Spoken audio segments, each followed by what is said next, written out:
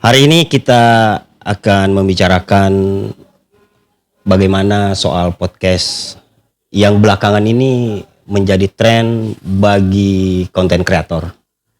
Satu di antaranya hari ini kita hadirkan Om Roni. Selamat sore Om Ron. Selamat sore Om Ucen. Om Ron ini 5 tahun terakhir ini menggeluti podcast. Kita mau kuliti apa sih sebenarnya podcast itu dan seberapa bisa mempengaruhi publik untuk mengambil kebijakan setelah mendengarkan orang mengutarakan isi hatinya di podcast. Oke, thank you Om Ucen. Podcast perdana ini. Sekaligus kita lagi tes audio, video dan lain-lain. Semoga podcast ini nanti bisa ke depan bisa lebih aktif ya. Kemudian akan semakin banyak podcast, semakin banyak visual dan media-media platform podcast yang akan bisa menyampaikan informasi-informasi bermanfaat untuk publik, khususnya kita di Kota Palu dan Sulawesi Tengah. Nah, kalau pertanyaannya Om Ucen tadi, sejak 5 tahun terakhir menggeluti podcast, ya awal-awalnya sebenarnya kita sama Om Dani itu coba-coba saja, istilahnya. Karena dunia digital ini bergerak begitu cepat, nah, internet juga begitu cepat. Saya awalnya itu bicara sama Dani begini.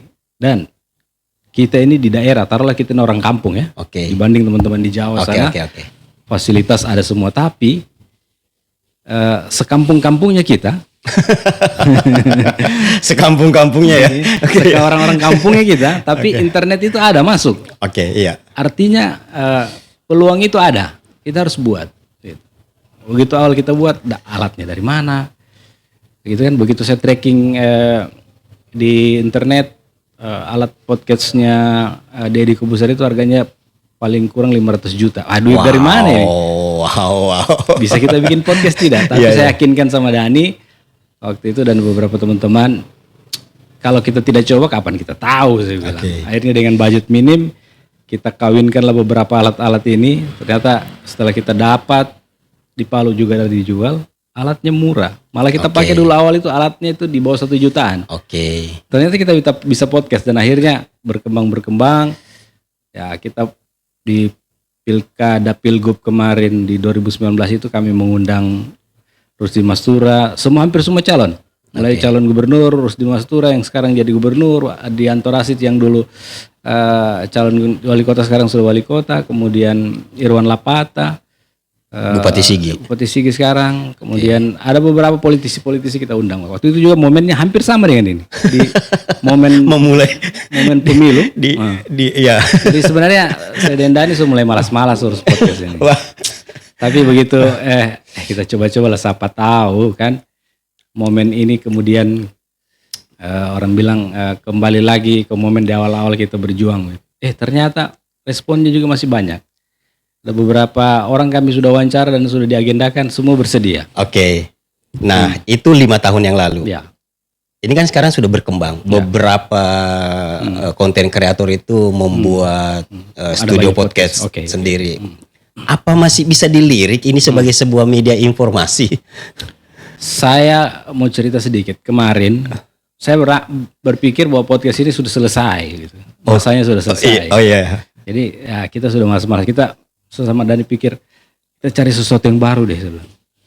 Tapi saya semangat lagi begitu selesai wawancara calon gubernur Hidayat Lama Karate beberapa hari yang lalu, saya posting lah di TikTok saya.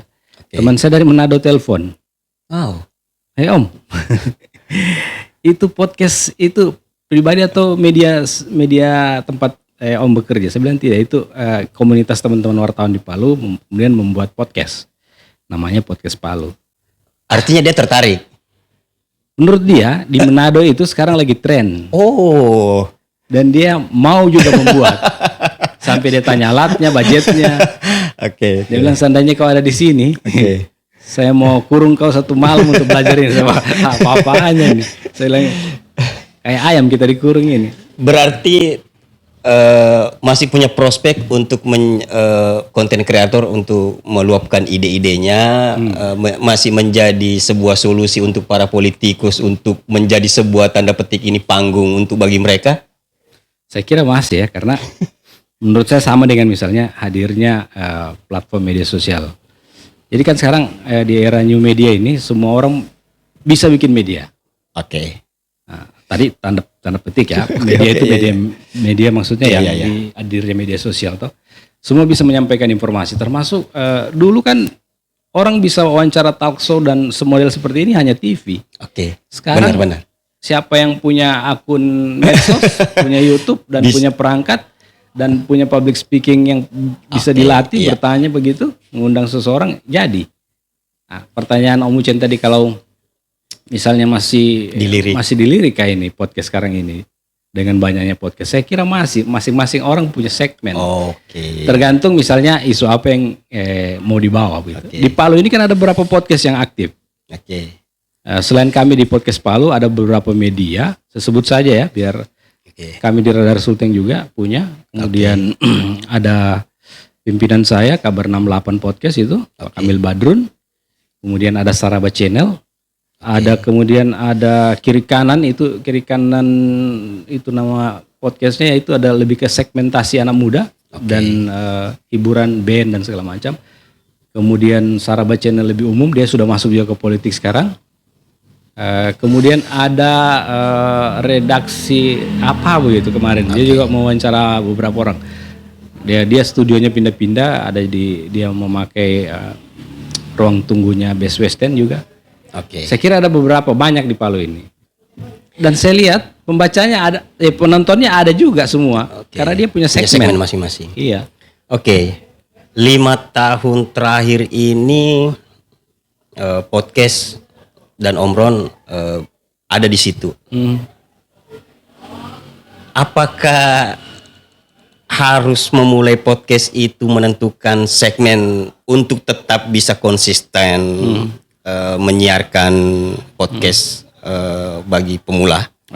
Atau ada trik tertentu yang Om Ron bisa bagi ke teman-teman yang mau membuat podcast? Ya, dulu ada beberapa sekolah itu minta saya menjadi konsultan podcastnya. Salah satunya itu adalah Madrasah Aliyah Anur Boots. Itu madrasah modern gitu kan. Begitu mereka berkunjung ke kantor di Radar, saya perkenalkan podcast dan ketua yayasan tertarik. Jadi mulai perangkatnya saya kasih pelatihan dan sekarang podcastnya jalan. Itu mereka mainnya karena segmennya anak muda. Karena muda sekarang kan ternyata ada klasifikasi medsos. Ya, anak saya di usia remaja itu tidak pakai Facebook. Ya, jadi mereka pakai Instagram.